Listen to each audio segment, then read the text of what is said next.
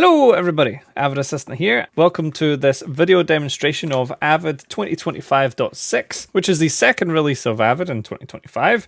The first 2024.12 came in March, as that was a bit delayed, but it is the first to have 2025 in the name. It is a new build, and this version has got a lot more than just a new year in the name going for it, such as a whole new re-engineered proxy workflow system where our linked clips can be linking to both proxy sources and the sources at the same time contained within one clip. We also have a number of changes in the transcript department as well, including moving to a single transcript index, meaning changing your language hint in an Avid project will not necessitate retranscribing the entire Avid project. You now have the ability to delete single transcripts of single clips, not just the entire library if you have to retranscribe anything. And a number of transcript settings and tools have been moved into the transcript tool to make them a bit easier to find. Not to mention that when importing clips through Media Central, through the Media Central panel in Avid Media Composer, transcript data will come along with it. It will not have to be retranscribed at your end. Avid Titler Plus getting clip text labels on the timeline, as well as the ability to be exported in EDLs. The ability to use marks to generate automatically transcribed subcap titles for only a section of your sequence. You don't have to do the whole thing. Auto sequence and spot to timecode is now respecting data in the camera column, allowing us to just do a single auto sequence of multiple camera and sound all in the one go. Open Timeline I/O gets import support for Avid in this version, as well as a number of extra options when exporting AVC Long GOP, and the ability to now set a requirement for HDR media when performing dynamic relink operations in Media Composer. So, as you can see, number of new features in this release. Let's take a look.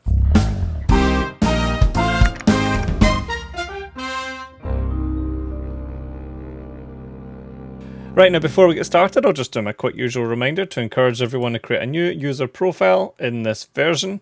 And I'll leave my very short, promise, YouTube tutorial on how to port settings from your old user profile down in the video description. Right, now let's kick things off with the main event, the new proxy workflow.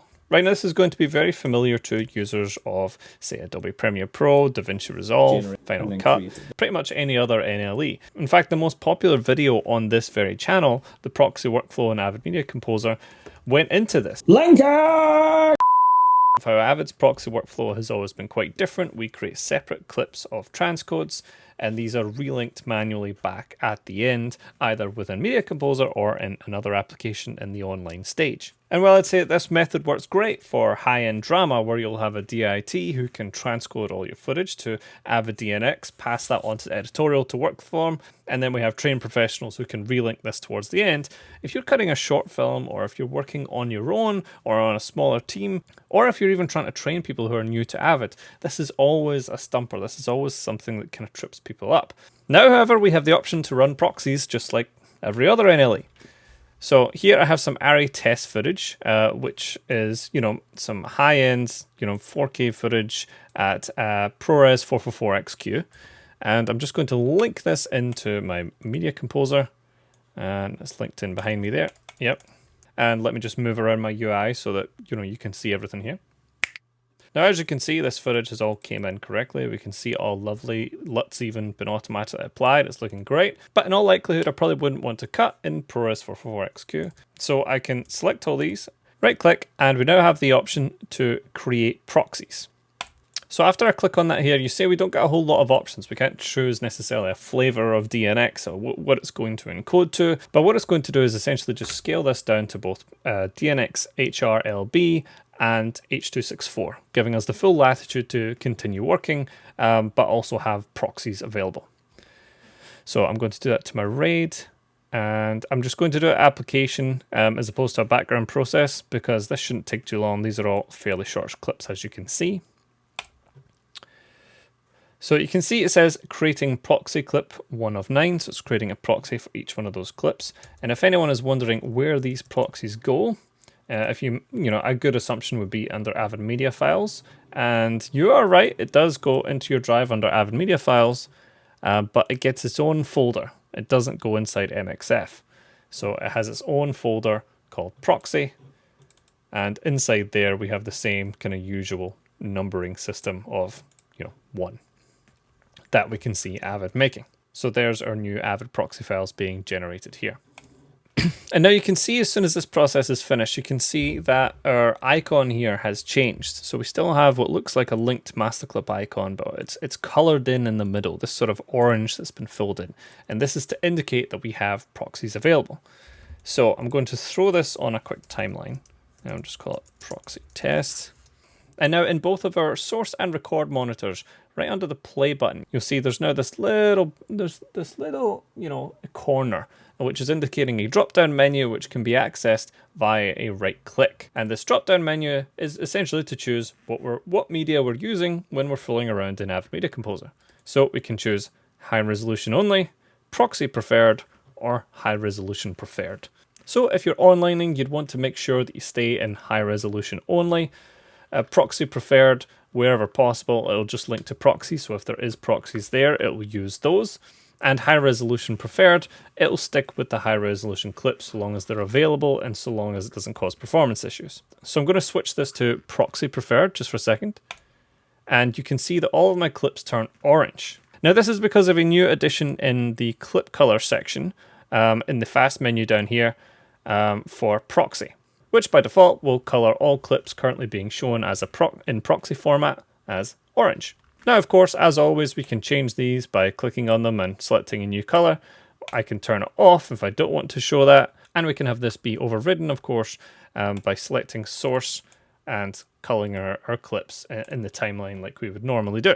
Now, as well as this proxy menu here for playback, our video quality option menu that we've always had in Media Composer for the level of quality that we're playing back in Media Composer will also toggle through your proxy or high-res options as you're playing back, allowing us to toggle between both H.264 playback proxies as well as DNX-LB. Now, I think this is going to be an extremely welcome feature in Media Composer, and I do know of at least one post facility which is already utilizing it for more unscripted or documentary workflows with extremely large amounts of footage, where everything is linked inside the machine room, transcoded, passed to the edit rooms with the same master clips, but they just work off the proxies. And then when they're ready to online, it's simply a matter of passing the bin back, and then they just switch it back to high resolution media, saving the facility a lot of time when it comes around to online conform, since it's essentially just a click of a button to restore it back to the high res source, with it helpfully pointing out anything that's still running as a proxy. Now, you may have also seen while I was making this lovely new option right above create proxies called copy media. And this is a fantastic option, allowing us to much more easily than before copy media back and forth through different sources or to different drives or to consolidate stuff. So we have the option here to copy the bin, so it'll copy the bin this media is in, and we can tell it to copy the proxy media, any renders that are going on. So if I had selected a sequence, any renders, as well as any and all managed media. Now, because by default I have here selected my RAID and the media is already there, it's saying no new media files will be copied, since our copy media 2 is simply set to media drive, meaning it's going to go into the Avid media files folder, whether it be MXF or proxy, and essentially it's already there. It knows it's already there, so it's not going to copy anything. But if I was to change this drive to another one I have plugged in, now that goes away, and it now says media size required 150 megabytes to copy this proxy media. And I can set my bins to copy to a designated place as well. So I can set where my bins are going, I could set where the media is going to go, and it'll just collectively copy all of that media and those bins to a set place. This would be particularly helpful if, say, you were in a facility or you're at a particular setup and you wanted to just take the proxies away somewhere to cut with and then come back and continue editing. This would allow you to copy bins and media all together just by selecting a timeline and some clips and doing this copy media function. So it's a very welcome addition and a very good improvement in Avid's media management, which hasn't always gave us the most amount of options. I myself have always relied much more heavily on apps like MDV for stuff like that. Now, moving on, as I said in the beginning, we have a number of improvements in the area of transcription, beginning with a lot of the tools for transcription being moved from inside the fine window and then a cog wheel and then manage transcripts, or within your project settings and under transcription, and we can access them there. We can now get to a lot of these settings directly from inside the transcript tool, which if you've been utilizing Avid's, transcription AI features that have been steadily coming out in each of the last, good number of releases, there's a good chance you've adopted this tool and the ability to, jump around a clip based on the transcript. So it makes sense that we can now just use the fast menu within there and hit transcript settings. So in there, we can manage our transcripts on a project basis. We can import transcripts made in a different Avid for the same project. We can export transcripts out. We can toggle on and off, including all new bins in transcription or not. We can do it on a case-by-case basis if we prefer. We can stop and start our phrase find AI indexing, so the actual indexing and transcript that goes on in the background, which is a good thing to do, I find, if you're jumping into a project where you hadn't initially used transcription, maybe an older project, to toggle that on and off to sort of get it going. And we can manage things like our speaker IDs and our language. And now there has been a really good change in the language hint here. So previously, whenever you changed the language hint, it prompted a retranscription of the entire project.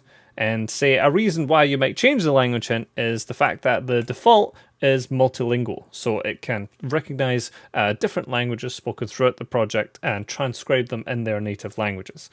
Really great in theory, but occasionally this did cause some issues of Avid just looking for any language, and if it was maybe a regional accent or how certain things were spoken, it would detect it as a different language and transcribe it as such. So the solve was to change your language hint to English, and it would see everything as English or whatever the language of your project is, and Avid would scan it correctly, and you would get a much more accurate transcription.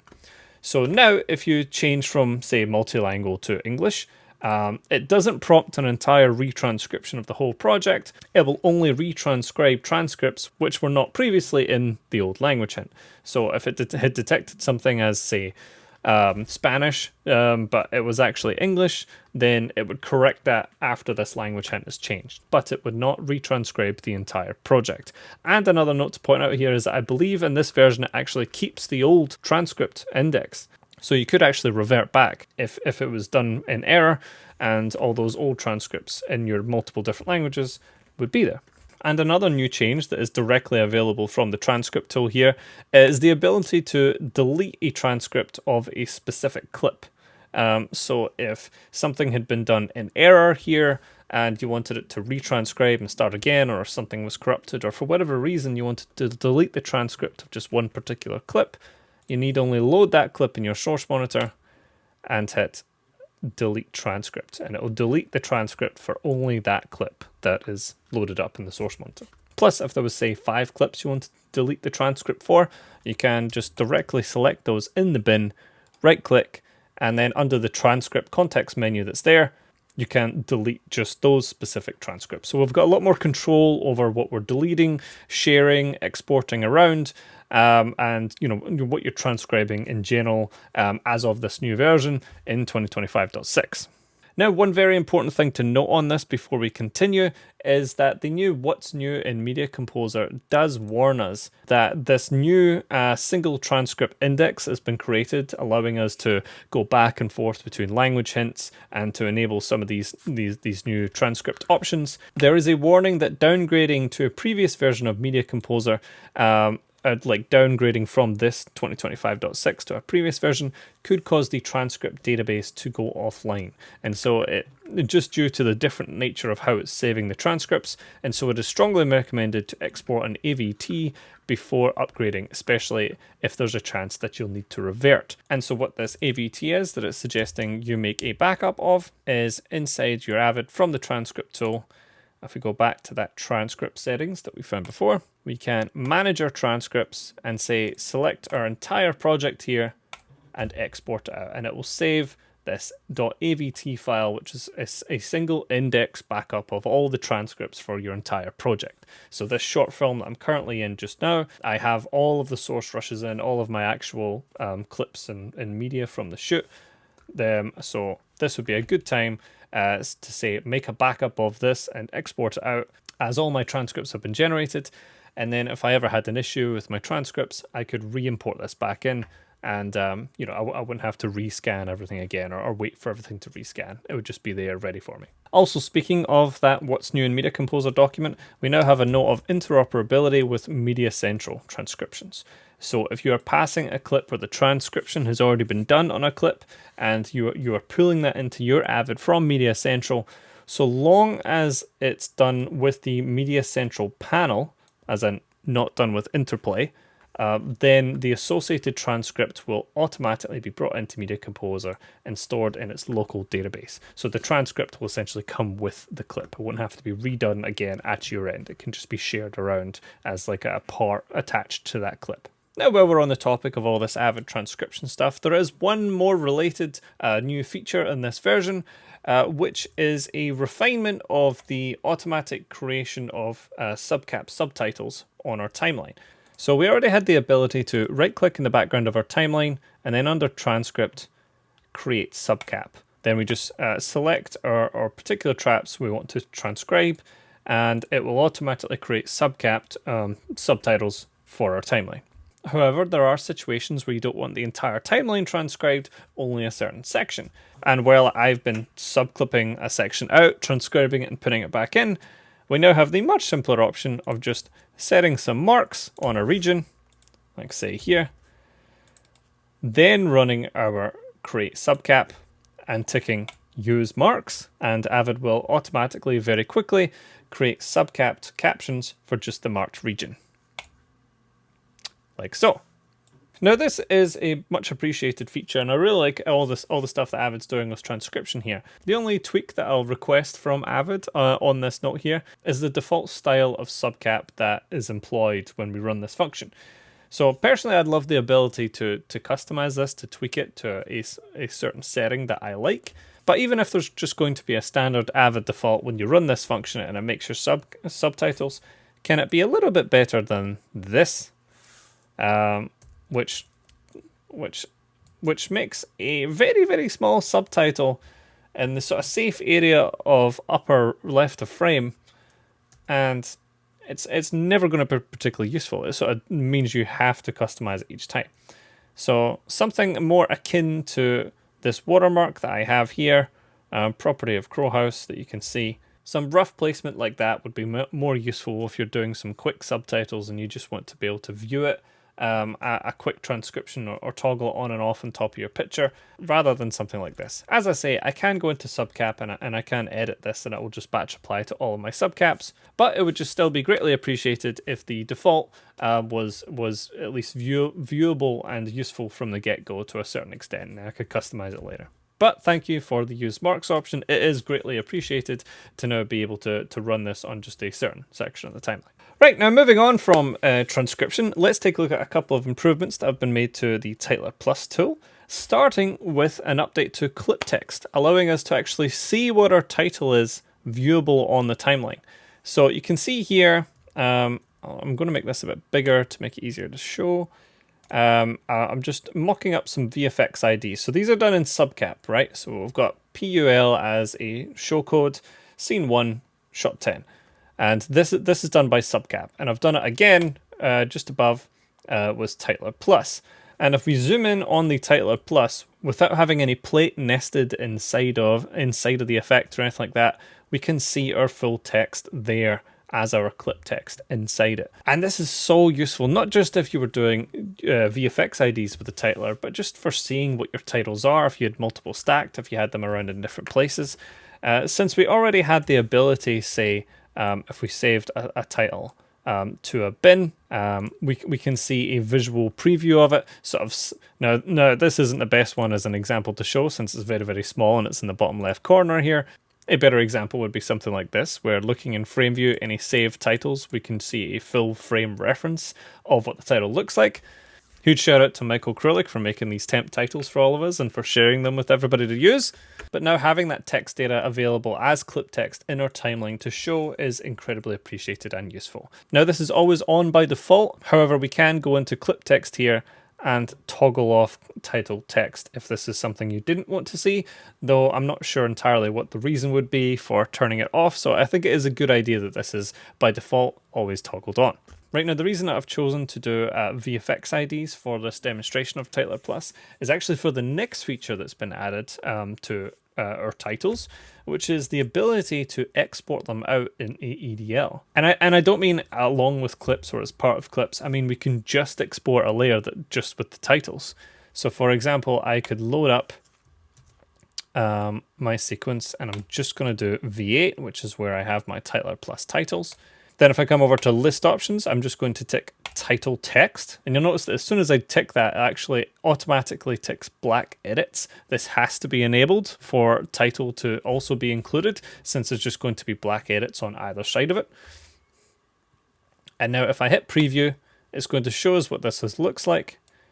And we can see here, not only do we get a note saying that this is a Avid Titler Plus title, but we can see what the title is, and we get our usual timecodes of timecode in and out. And this would be able to be recreated in a timeline in another NLE, or imported into a spreadsheet, or added into a number of other tools that can read EDL, since it's such a universal tool, essentially just, you know, a text with a whole bunch of timecodes listing all of the editor's decisions in a kind of list, making it one of the most versatile tools for sending data from timelines out to various other platforms. So having this available with Avid Titler Plus, the new Titler Plus as of 24.10, which has been completely overhauled and is working fantastically. I've been using it across numerous projects, including end scrolling credits, and I haven't had an issue with it at all so far. It's been working great. Having this feature added now makes it a solid contender for another method to make our VFX IDs on top of timeline clip text and subcaps.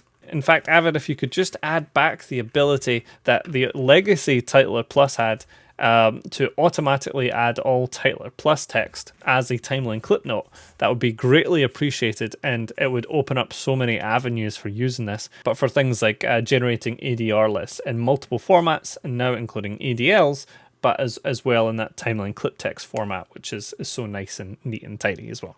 So again, a extremely welcome, greatly appreciated enhancement with one small request thrown in there as well. Before we move on, one more small note on the improvement of Titler Plus, which is that it now supports integrated GPUs with a minimum of 2 GB of RAM available from both Intel or AMD. Right, now moving on is a feature that is a relatively small addition, but it is something that I, as an assistant and as someone who really likes to build sync maps and likes to sync from a sync map, I greatly appreciate this one, which is a change to auto-sequence and spot to timecode to now take into account data in the camera column. So previously I would have ran an auto sequence on all of my A cam, and then another one on all my B cam, then another one on all my sound, and then just layered all these sequences on top of each other. But now, as long as the camera column is filled out, and if it's sound that you're looking at, you could just put sound in the camera column for all your sound files. I can now just select everything, right click, and run my auto sequence on all of it, and it'll automatically create a timeline and stack all of my clips based on their timecode, and it even names my track based on what camera it is. So I've got A there and I've got B there. Now I'm using some clips here from the incredible website EditStock just to show multicam, which means that I don't have sync audio. There's no separate audio for these here, but I can pop over to another project to demonstrate this real quick. And in fact, this is actually the project I use to demonstrate my syncing in my syncing tutorial videos. And you can see here, I have a nice sync map here with all my picture on the top and all my sound in the bottom, nicely aligned together.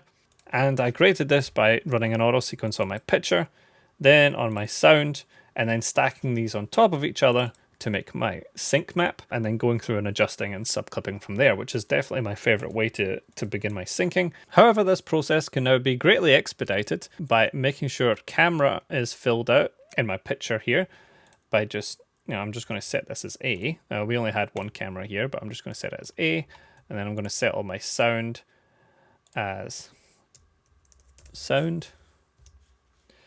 And now I'll select all of those and just run auto sequence on that again. And you can see it's just automatically built my sync map for me, and even named my sound tracks sound and my picture track A. So Avid is reading the data that you've put in that camera column and saying, okay, these are separate categories. We're gonna lay all this stuff onto a timeline based on its timecode and just stack it on different tracks based on these different categories. Extremely useful, allowing us to skip several steps in the sync map building process. I know a few shows with like 16 plus cameras, you know, kind of format shows and game shows that would greatly appreciate this addition and this change. So thank you very much everyone at Avid for that one.